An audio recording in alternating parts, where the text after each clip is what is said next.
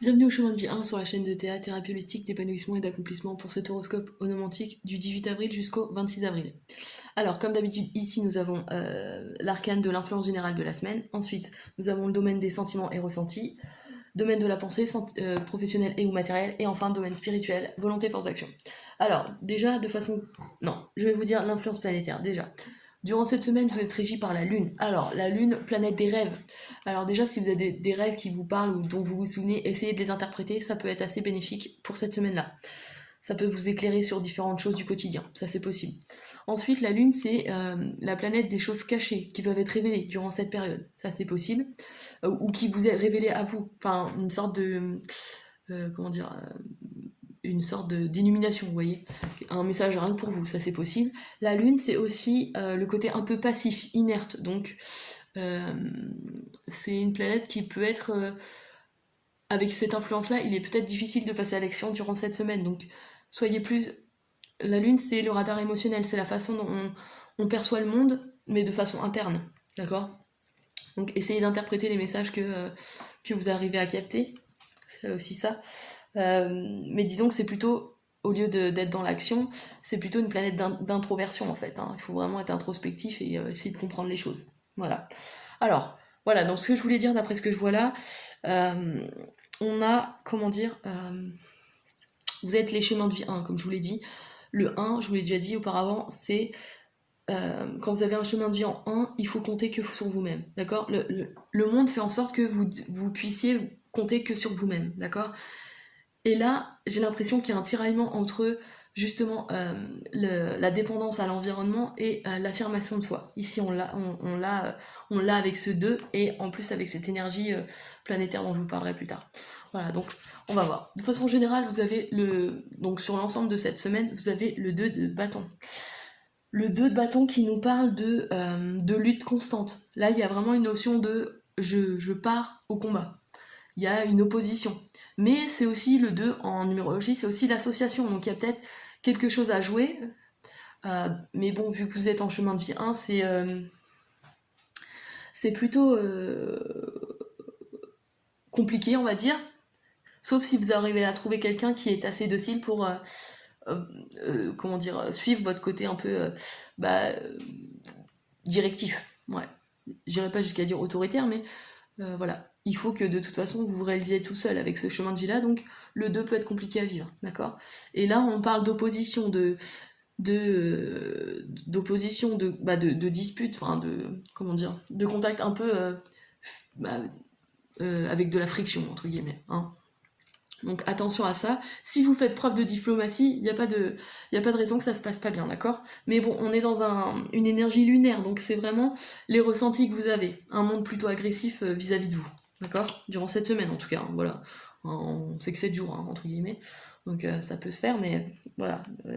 C'est mieux d'être au courant. Ça peut être une énergie plutôt... Enfin, disons que ce sera une semaine peut-être assez lourde émotionnellement, mais qu'il faudra que vous interprétiez grâce à la lune et pour aller de l'avant, quoi, pour grandir sur quelque chose. Ouais, parce que là, il y a quelque chose qui va se révéler à vous, d'accord. Et je pense que c'est en lien avec votre environnement, avec le fait je sais pas, de travailler en équipe ou, ouais, on va voir. Dans le domaine des sentiments et ressentis, on a la reine d'épée. La reine d'épée nous parle, alors déjà, soit c'est vous, soit c'est une personne de votre entourage qui représente la mère, l'amie ou la conjointe, d'accord. Ici, c'est quelqu'un de plutôt, on a une énergie uranienne, donc plutôt fantaisiste, d'original, qui a le goût des changements et des voyages. Ouais, et qui peut être un peu instable et qui est propice aux excès, d'accord, aux excès un peu aventureux. Donc si c'est vous qui êtes porteur de cette énergie, prudence. Ouais, j'aurais tendance à dire prudence parce que déjà on a le 2 de bâton et en plus on a euh, on a quelque chose qui parce qu'elle est aussi dans le domaine professionnel et ou matériel et on a une énergie qui est plutôt pas négative mais disons qu'elle apporte des changements qui sont peut-être pas propices à votre développement parce que ici on l'a aussi dans le domaine professionnel et ou de la pensée et ou matériel pardon. Et là, on a une énergie qui est vénusienne. Donc on parle de quelqu'un qui recherche le confort immodéré pour la facilité, le confort, le luxe. Enfin, c'est vraiment quelque chose d'assez comment dire, perturbateur parce que c'est une nature dépensière, d'accord? Donc c'est quelqu'un qui va dépenser plus qu'elle ne gagne, par exemple. Ça c'est possible, c'est une des premières symboliques. Si on met les choses ensemble là, vous avez quelqu'un de votre entourage qui est plutôt fantaisiste, original, qui aime les voyages, les aventures, et qui est dépensière. Donc ça, attention à ça pour ceux qui ont quelqu'un comme ça dans son entourage, d'accord? D'où les conflits qui ressortent, hein. Ça c'est possible. Et c'est peut-être des choses qui vous étaient cachées auparavant et vous vous rendez compte que ces personnes est comme ça. Ça c'est possible avec l'énergie de la lune, d'accord? Première symbolique.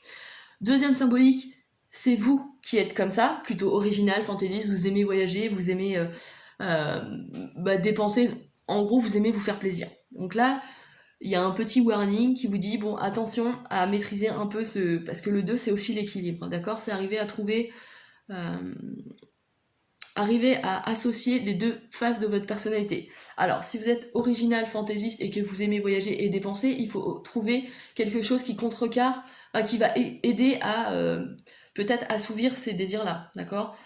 Et dans le domaine spirituel, force d'action, volonté, force d'action, donc ce qui doit vous aider à équilibrer ce tempérament peut-être, c'est l'as d'épée. Alors, l'as d'épée, alors déjà on a une énergie solaire, lune solaire, qui nous parle de tiraillement justement entre l'affirmation de soi et la dépendance à l'environnement, d'accord? Ici, on a un nouveau chapitre, on démarre quelque chose de nouveau et on a un nouveau système de pensée, d'accord? On voit les choses sous un angle différent, grâce à la lune peut-être. Et on part sur un nouveau chapitre ici, hein. On démarre vraiment quelque chose, il y a une démarche qui se lance et alors, soit c'est en lien avec cette personne de votre entourage, et donc vous essayez de mettre de la distance qui peut être conflictuelle, hein, de la distance pour justement limiter son côté un peu dépensier et sa nature un peu excessive, soit c'est vous qui êtes excessif, passionné, on va dire ça, et là vous décidez de qu'il faut peut-être changer un peu ou mettre de l'eau dans votre vin pour calmer vos ardeurs et arriver à réaliser quelque chose dans votre vie. Ça c'est possible aussi. Ouais.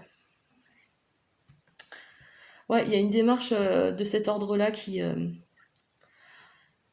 Sachant que, comme je vous disais, soit c'est vous qui êtes porteur de cette énergie, soit c'est quelqu'un comme une conjointe, une mère, ou une fille, ou une amie, qui peut être de nature fantaisiste et prête à tous les excès. D'accord? Sachant que, comme je vous l'ai dit, vous êtes en chemin de vie 1, donc c'est vraiment vous qui êtes au centre de votre chemin de vie, enfin, vous êtes, c'est la réalisation personnelle avant tout chez vous, d'accord? En tout cas, c'est ce que vous impose votre chemin de vie. Alors après, à vous de voir si vous avez envie de suivre ce chemin de vie ou pas, on a tous notre libre arbitre, mais là, il y a une... vous devez vous réaliser toute seule avec ce chemin de vie, et là, on a une dépendance à l'environnement qui est plutôt pesante, d'après ce que je peux voir ici, et c'est là que intervient ce nouveau système de pensée, il faut vous affirmer. Ouais, parce que là, il y a vraiment un tiraillement, comme je vous l'ai dit, entre l'environnement et l'affirmation de soi. Et peut-être que ce qui vous manque aujourd'hui, à l'heure actuelle, et c'est là que devient cette révélation de la Lune, c'est qu'il faut vous prendre en main et vous affirmer, d'accord? Vous êtes le seul maître de votre vie, et j'ai l'impression que là, l'environnement est peut-être trop envahissant et trop présent. C'est à vous de prendre les choses en main et de changer votre façon de penser, et peut-être d'agir par la suite, d'accord? Ouais, là, il y a un nouveau système de pensée qui se met en place, d'accord? Une nouvelle action, une nouvelle démarche. Enfin, on n'est pas dans l'action parce qu'on est dans l'épée, je vous l'accorde, mais c'est ce nouveau système de pensée est tombé dans la volonté force d'action. Donc ce qui doit vous pousser à agir, c'est ce nouveau système de pensée, et ainsi contrer ce côté un peu conflictuel et ces deux reines-là qui sont un peu perturbatrices. Voilà. Bon, je vous l'accorde, c'est pas une semaine très facile, mais je crois qu'elle est nécessaire. Il faut que vous vous affirmiez. Ouais, d'autant plus avec un chemin de vie 1. Hein. Ouais, voilà. Bien, n'hésitez pas à liker, à partager et à vous abonner si ce n'est pas déjà fait. Si vous êtes intéressé par une analyse ou un accompagnement, n'hésitez pas à me contacter sur mon site internet www.ta-accompagnement.com. Et puis je vous dis à la semaine prochaine pour l'horoscope du 27 avril.